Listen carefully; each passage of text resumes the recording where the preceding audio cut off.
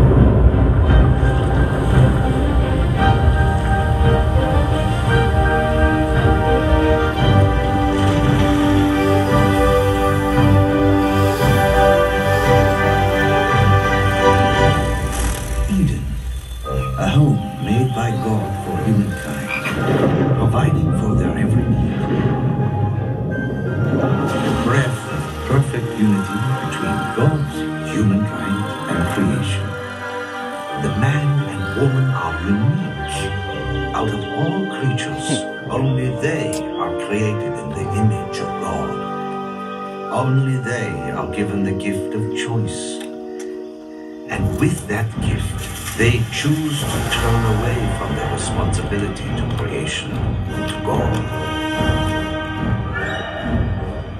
Humankind's once perfect unity with God, creation, and with each other is broken. Their eyes are opened, and they begin to understand. Every choice has consequences. This is where our journey begins. The journey to rebuild the relationship with God and to find home again. The garden provided man and woman's every need. Now, cast out of Eden, man must toil to work the ground from which he was made. Woman labors to bring forth children. All people will grow old and eventually die. You are dust, and to dust you shall return. Throughout the journey, every generation, every person can choose to mend the relationship that was broken or perpetuate the divide between humankind and God. One day, consumed by jealousy, Cain turns on his brother. Violence shatters the world.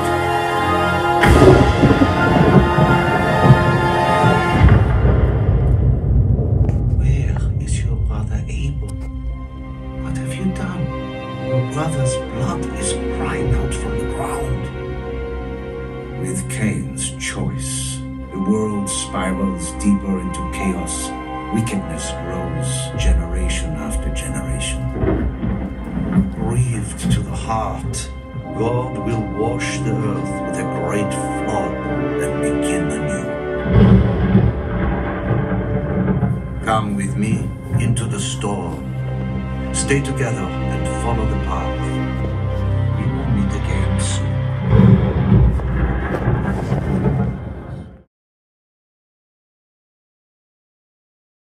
It has many names and contains many books. Developed in collaboration with a diverse team of international scholars and rabbis, this 30-minute presentation paints an authentic portrait of a family, a people, a nation, and a religion.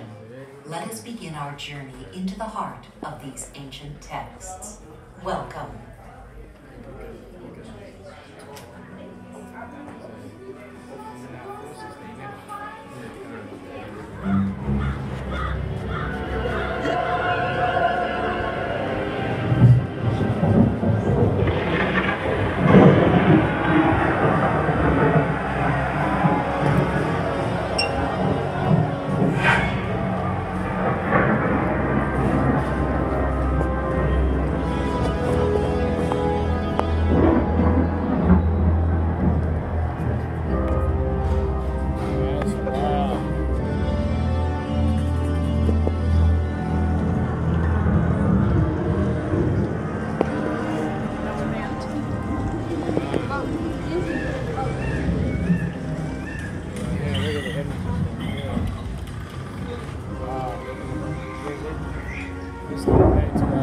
It's about Noah's Ark, I guess, going back to the animals. But that introduction right there was crazy.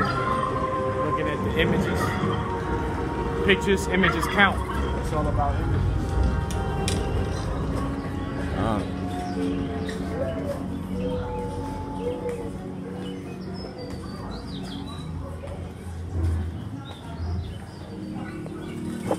Oh shit.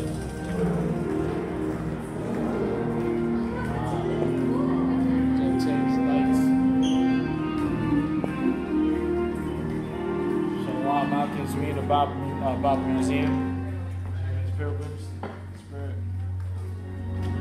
Trying to see what they're advertising, telling our people. Of course, right here, you got Noah. The camera right here, brother. Yeah, she right there. Catch that right there. So you got the lineage from Will to Sarah, you got Leah, and then you got Terah, talking about Abraham's father, then you get Abraham.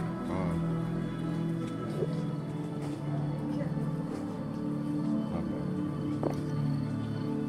Thought she was going to be tripping. Stop. And that through him, all families will be blessed. They leave their comfortable, familiar life behind and travel to the land of Canaan. They encountered many dangers as they traveled in foreign lands. Where others worship many gods, Abraham chooses to remain faithful to God alone. With this covenant, Abraham and God create an unbreakable bond. They arrive in Canaan and thrive in their new home. As God promised, Abraham, now an elderly man, has two sons, Ishmael and Isaac. Both sons receive a blessing, but this journey follows Isaac. The God of Abraham becomes the God of his son, Isaac, and his son, Jacob, whom God renames Israel. The family tree now has its name. God promises to bless the world through his descendants. Israel has 12 sons, founders of the 12 tribes of Israel. But he favors one son over the others. Overcome by jealousy, the other brothers send Joseph into slavery when he is taken to Egypt. But Joseph trusts in God, and with God's help, he is promoted to a place of power in Egypt.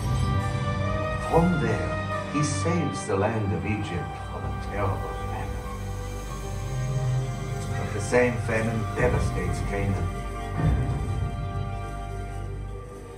Joseph forgives his brothers and welcomes the family into Egypt. There, 12 tribes of Israel rule for generations. Centuries later, the Egyptians forget what Joseph did for them and force the Israelites into slavery. Pharaoh commands that every newborn boy be thrown into the Nile and killed. The light of God's promise seems to have gone out. But one mother, desperate to save her son, makes a choice that becomes the salvation of Israel. Her baby is saved and adopted into Pharaoh's palace. That baby will grow into a humble man with a stutter named Moses. Despite his weaknesses, Moses puts his trust in God. This unlikely child from the river is called to challenge the gods of Egypt and bring the people home again.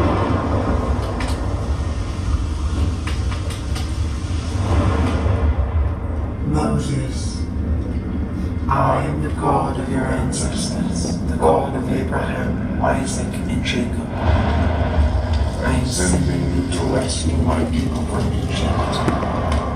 Go now, past the burning bush. Find the door marked in red. You must move ahead to the last night of captivity in Egypt. Quickly.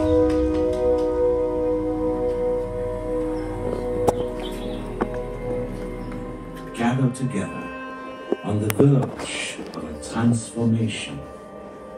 But why is this night different from all other nights?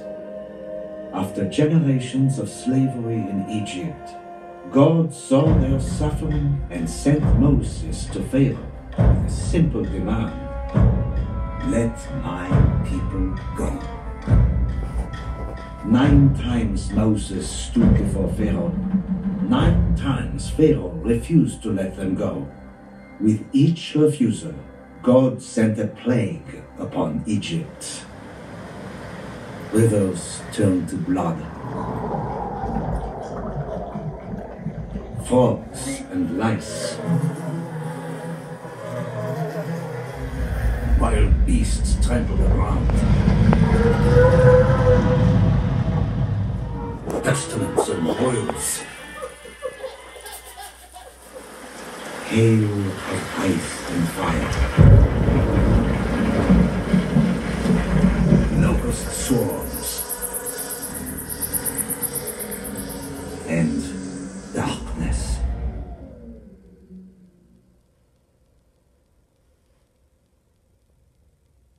God tells Moses, I will bring one more plague upon Pharaoh and Egypt. Afterwards, he will let you go. Indeed, he will drive you away. Paint the doorpost with the blood of a lamb. Tonight, death will strike down all the firstborn of Egypt, but it will pass over the homes of the Israelites. Eat in haste, with sandals on your feet and staffs in hand. But do not be afraid. We are safe in here, under God's protection.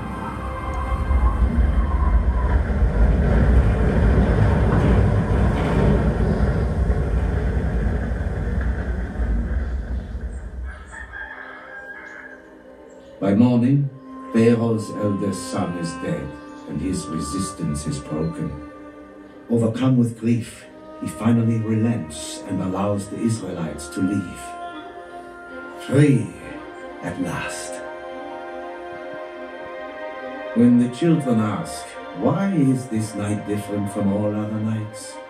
Tell them it is the Passover of the Lord, and we remember how God rescued the people out of slavery. Let the Exodus begin.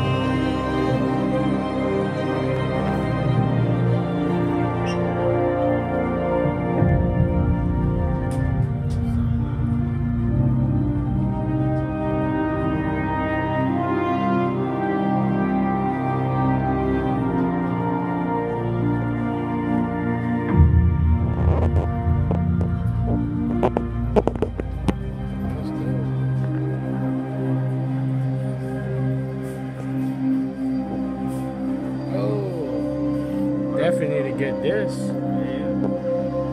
This is stones, as you can see.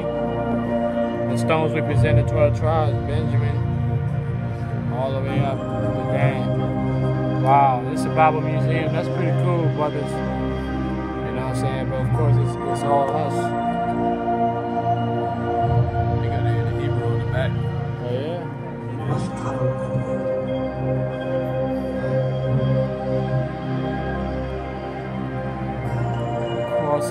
Crossing the River Jordan.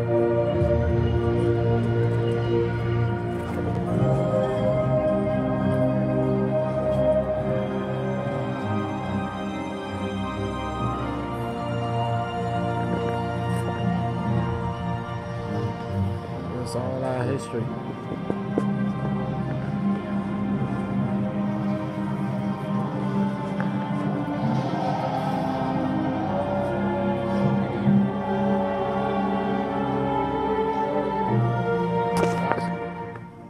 Make room for everyone.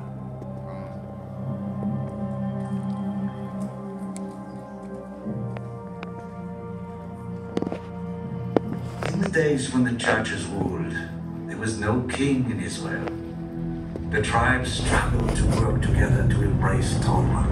Calamities and invasions plagued them, but the quiet devotion of a foreign woman named Ruth shines like a beacon of hope. The journey begins during a famine with a family in Bethlehem. To survive, they flee to neighboring Moab, a foreign land with foreign gods. There, the sons marry Moabite women, and life goes on, until one day the men of the family die. The mother, Naomi, finds herself alone. Facing an uncertain future, Naomi decides to return to Israel. She tells her daughters-in-law, "Go back to your mother's house, each of you. My lot is too bitter for you." One daughter-in-law, Ruth, makes a profound decision that will ripple through time. She declares, "Do not ask me to abandon you, for where you go, I will go. Where you stay, I will stay. Your people will be my people, and your God, my God. Not even death can separate me from you." Ruth stays by Naomi's side, leaving her home, her family, and her gods forever. They arrive in Bethlehem. Ruth goes to work gleaning in the barley fields without stopping to rest. She works all day to provide for Naomi. Ruth's devotion personifies the heart of God's Torah. The field owner, Boaz, takes notice. He tells her, "May the Lord reward you for your deeds, and may you have a full reward from the God of Israel, under whose wings you have come for refuge." The seeds of Ruth's devotion come to harvest.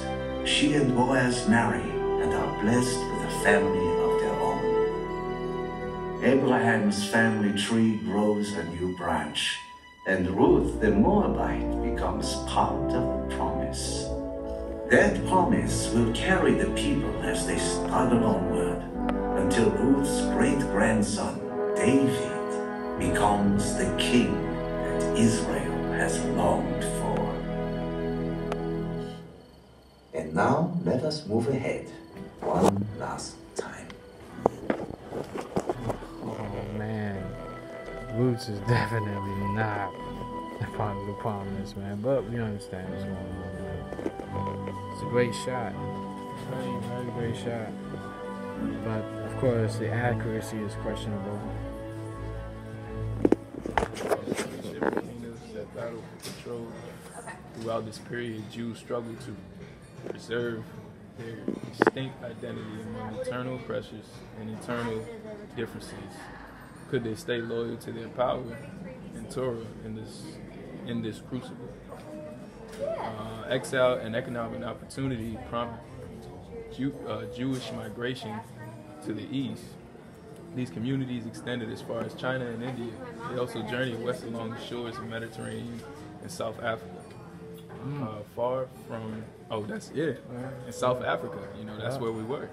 It says, far away from home, Jews had to navigate between new cultures and their new commitment to maintain their own identity, practices, and beliefs. Stories like Ezra, Tobit, and Esther served as inspiration to Jews who sought to preserve their heritage, even in the face of hostility. Right, and you see, you got all that's the iron going back to Daniel's 12. Yep, that's that, right. The man. Yep. So you got, of course, you got Persia, you got Greece, Hasmonean rule. Well, you know the Hasmonean, that goes back to the Maccabees. You know, and then you have Roman rule, Herod the Great.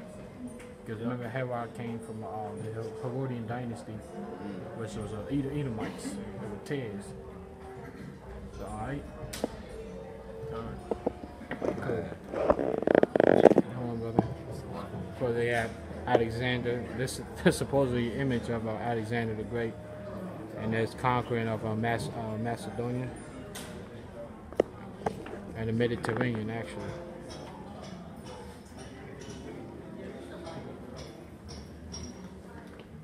Hey. It stands for New Revised Standard Version. You got your apocryphal with you? Yeah.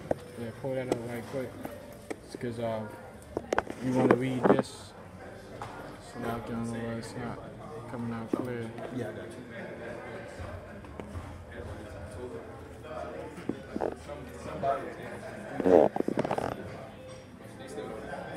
I don't know why it's not clear.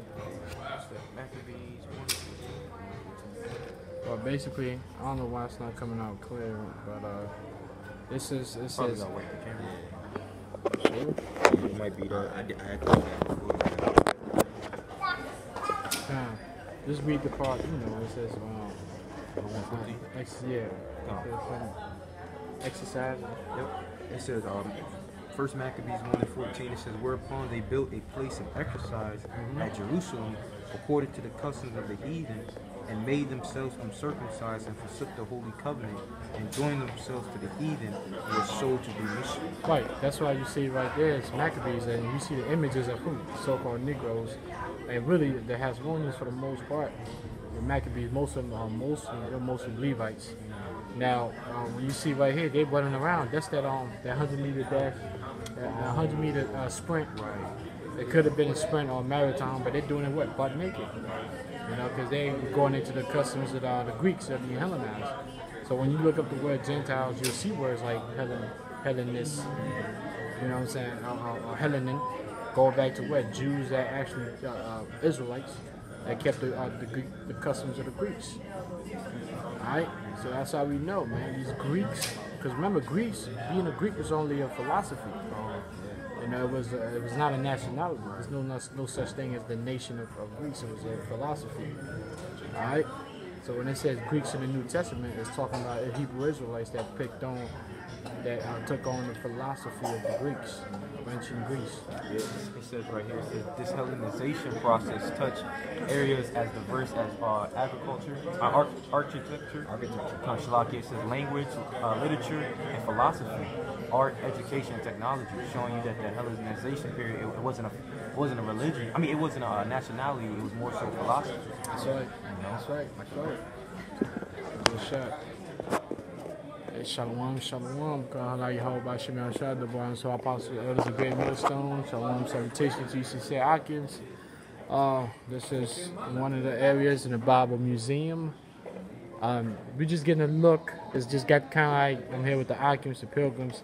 It's kind of got that ancient look, right? That old, you know, bricks and stones. You know, the oak trees. It just got that old, you know, wow, man.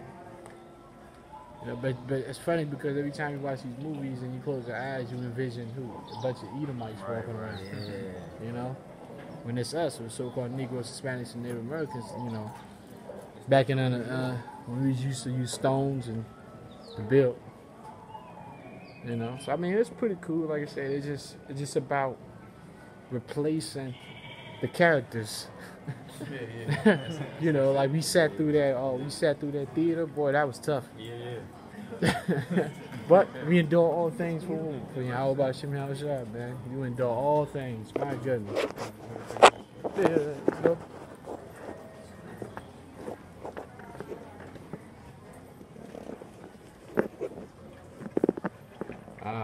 See, that's how it kind of looked like about what 2,000 plus years ago.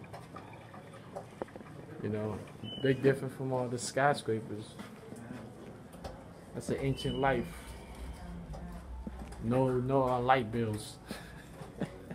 Hello there. Hi, my name is Rebecca. Welcome to my home. Have you traveled far? Where are you from? DC. DC. Is that near Jerusalem? Yeah, it is. So what do we have here? What's this? Oh, that is bread. I make it almost every day. It does have leaven in it. We only unleaven it for Passover. Oh, okay. Any other questions? Yeah. What question is? Because I know Israel has 12 tribes. Well, what is your tribe? I live here in Nazareth. Oh no, I know, but it's Israel has 12 tribes. I mean, what is your tribe? Not the place of living. I'm not sure about that. Oh. Do you have another question? That's good.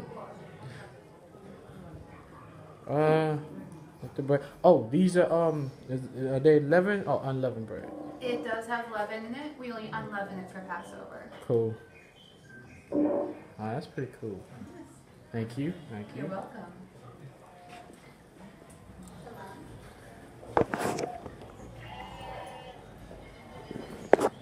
Classic. I didn't even know the 12 tribes. Oh my God, you gotta see this stuff to believe it, man. Shaking her boots. That was pretty good though, man. That's pretty dope. Wow. They didn't have this, bro. They didn't have this the last time. Nah, this is a different spot than we went last time. Yeah, I never been on this side. Yeah, we didn't get to see this. No, we've been on this side, but they didn't have all these showings or whatever. Initially, we had a very difficult time trying to teach the Torah. You have any idea why?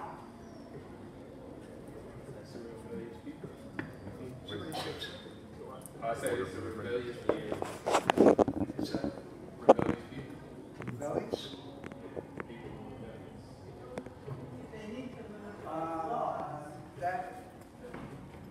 It's not quite that. The reason we have such a difficult time teaching the Torah is because it's written in Hebrew. And Hebrew is not commonly spoken. Here in our village we speak Aramaic.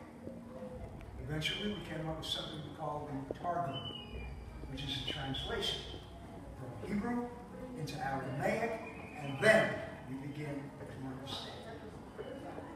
Have any questions? Any answers? I'm sorry? This is 1st century AD.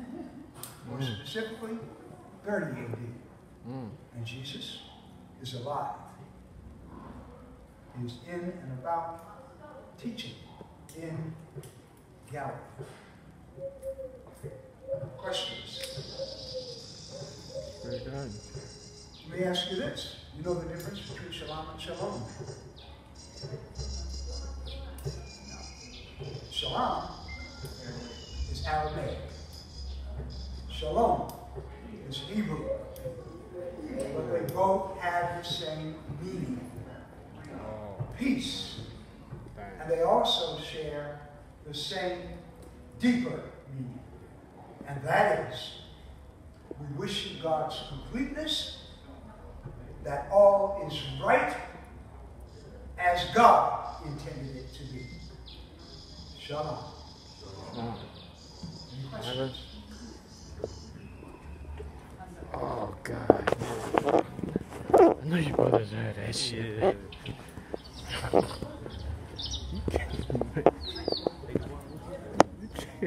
I asked him, first question I asked him. Wow, man. He said shalom with an O is Hebrew and shalom with an A is Aramaic. Yeah. And you gotta sit through that nonsense, man. See, those are the lies, man. Those are the lies. Brothers got a few scriptures you gotta bring out. Just off of what you've seen thus far, you know what I'm saying? Oh man. Hey, like Apostle Paul said, we endure all things for the sake of the elect, man. Because it's hard being in this place. you know, seeing the history of your people twisted. I asked that Edomite, what is your tribe? She had no answers. That's right. She ain't playing for that one, huh? Right. Try to eat them. Brothers got precepts Yeah, going I out, got you know. Just going back into, you know, when we first encountered over there, the difference between shalom and shalom. This is Zephaniah 3 and 9. It says, "For then will I turn to the people," talking about Israel, "a pure language, and they may call upon the name of the Lord to serve him with one consent." And that's the language, as the Paleo-Hebrew. Well, actually, he said as Aramaic, it actually goes back to the Paleo-Hebrew, or the Lashawan Kodash, Shah, La, Nama, Shalom. And Shalom, Shalom with an O, that's actually Yiddish. You know, that's not modern, that's not true Hebrew, that's Yiddish. That's right. Which the Jewish people over there in the land of Israel took on. Okay, that's not true Hebrew. That's and right. also, what's that? Book of Job, 9 and 24. You want to bring it up? Yeah. This is Job chapter 9 verse 24, and it says, "The earth is given unto the hand of the wicked. He covered the faces of the judges thereof. If not, where and who is he?" Yeah. And throughout this whole museum, we've been seeing different faces, you know, being portrayed. All 12 of the tribes were being portrayed as the so-called white men. You know, when we know that it's the so-called blacks, Hispanics, and Native Americans that live in the four corners of the earth today. You know, and he's even covering the language, the culture, and so on and so forth. You know. That's right. It's good stuff. Good stuff. All right, Akibs. Next, you want something you want to add? Oh, yeah. Yeah, because you asked a question. Yeah, come And I know you had a little something to say about that encounter. I'll read this. This is 2nd Ezra 5 and 1. It says, "Nevertheless, as coming the tokens Concerning tokens. It says coming right here. Concerning? Was that the Apocrypha? Yeah. Yeah, but it's concerning. It's remember it's written in the old English in your Apocrypha. Go ahead. "Nevertheless, as concerning the tokens, behold, days shall come that they which dwell upon the earth shall be taken in a great number, and the way of truth shall be hidden." And you know, I brought that out because here they basically display somewhat of the truth, but you have to chew the meat, spit out the bones, basically. You know, like the Shah was saying, most of this stuff is accurate, but the main thing that's not accurate is that they don't have the right people, the right nation. You know, because they even mentioned like in the show that we were watching, how God was for a specific people, for a nation, you know, for a line, for a tribe. You know, and we understand who that people is today, which is us. You know, so that way of truth is hidden from these people. You know, they lack that understanding. You know, but through the Spirit of power, Yahweh Shem Yahweh, we understand all things. That's right. That's right. All right, next shot. Is there another spot we can go to, or we go with this?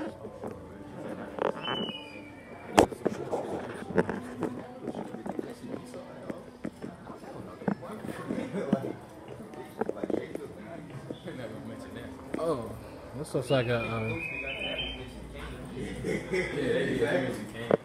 This looks like a millstone, right? Yeah, yep, this is a millstone. There you go. And that's what it does. If you look at right here, it basically grinds it up. That's right. This is the mill right here. You got a precept about the millstone? Con. No, there's a precept. Bring it out. It's an actual millstone. Crazy, right? Because you got great millstone pilgrims and the Bible Museum right now, all through Spirit and Power, Yahweh Bashim Yahshua Bashim Hapadash with the younger Akims. You know, you better say shalom, shalom.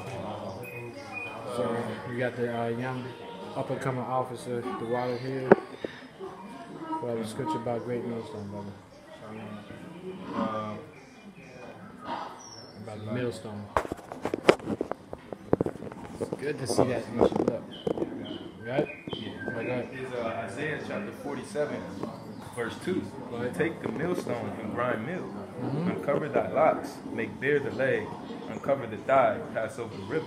And you know, that's basically what we do through the Spirit and power, Yahweh Shem Yahweh. We're grinding the mill. You know, we're taking down all of these false philosophies, all right? All these false religions through the Spirit and power, Yahweh Shem Yahweh, coming back into our nationality. And as you can see, what happens to the mill? It gets grinded. You know, it gets plundered. You know, And this is us. We're that stone, man. We're that rock. You know. Spiritually, the mill represents the lies of this world. Yeah, we're grinding. The spirit of washing our shop. Yeah, that's why I said uncover thy locks, make bare the lay. So that's what we're doing. We're uncovering those things. We're making bare those things, you know, by coming back to who we are. That's right. That's right. All right. Let's go, Hawkins.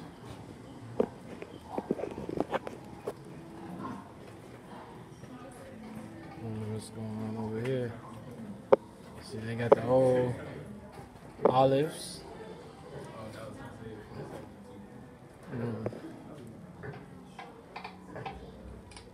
Damn. I mean, as far as like the display, it looks decent. You know, it gives you a little sense of that ancient. You know, when the Abishai spoke about stones upon stones. You know, and now we live in the age of the steel. At least the food was worth it. Yeah, exactly. That's what I'm saying. Like, Alright, let's exit out. I don't see anything else.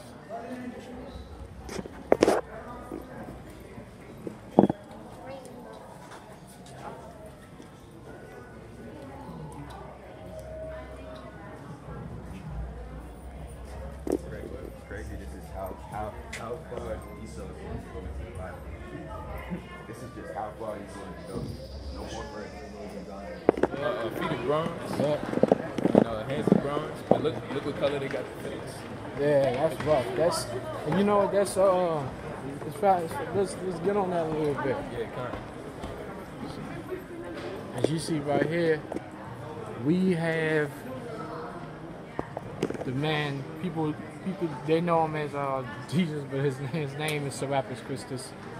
You know, this man is not the son of the Most High. Oh, look at what they did. You gotta check this out. Look at the face. Look at the face, right? And then look at his hands. And look at his feet. They made his feet brown on purpose to try to fit the description of the Lord in the scriptures. But the face, because remember the scripture said, now give Revelation. It said in his head, in his right. Yeah. Go ahead, read it, bro. Just read it. Yeah, Con, this is Revelation chapter 1, verse 13. Right. It says, and in the midst of the 7 candlesticks, one like unto the Son of Man, clothed with a garment down to the foot, and a girt about the paps with a golden girdle. Right. His head and his hairs were white like wool. You see now they got their head, they got his face white, but it's not. But so remember when you go into that scripture, that's where you have to go into the Old Testament. There's a scripture, holy. Look up the word holy right quick in the blue letter. You know, holy is H-O-A-R. Yeah, I got it. Yeah, look at the word holy. Alright, the scripture that comes up, go to Proverbs 16:31. Read it. It's Proverbs 16:31. And you're gonna go to the blue letter of holy. In Proverbs 16:31 it says, "The hoary head is a clown of glory, if it be found in the way of righteousness." Right now, look up the word. Right, you got the holy. Look up the word holy right there. Okay.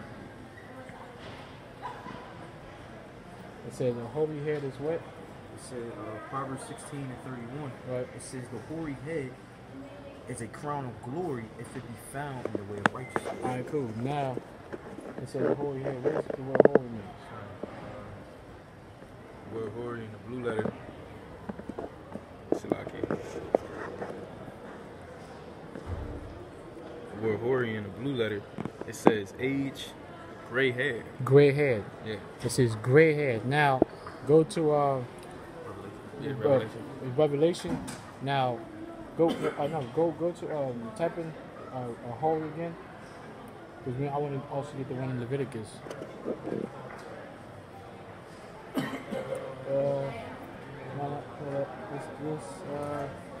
Go to the holy head. So I read that. Read that. Yeah, it is Leviticus chapter 19, verse 32. Right. Thou shalt rise up before the hoary head, and honor the face of the old men. Right, so when it says hoary, hoary means gray hair, right? It says gray hair of the head. That's what hoary head means, gray hair of the head. Now go back to Revelation. Because the reason why I bring that up is you need to understand that when it says his head and his heads are white, it's not talking about his actual face. You got it? This is Revelation chapter 1 and verse 14. Right. It says his head and his hairs were white like wool. You see that when it says his heads, when it says his heads, it's talking about what? Like the hoary is talking about gray.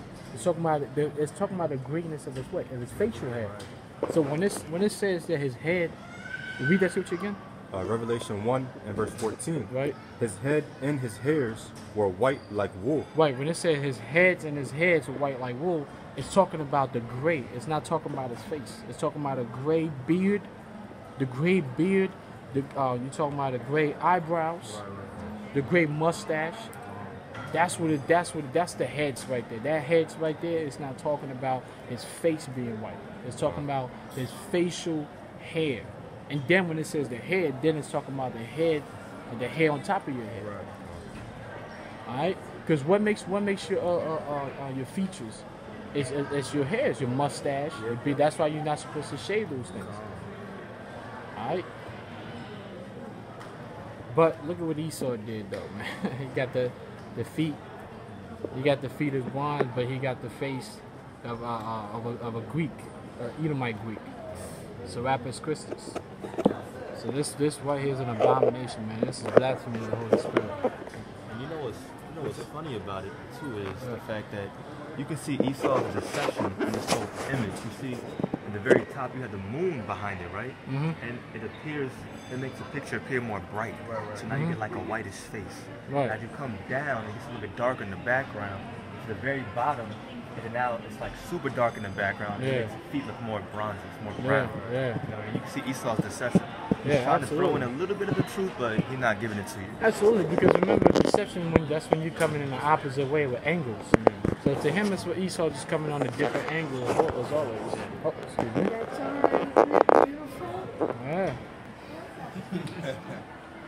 All right, brothers, next stop.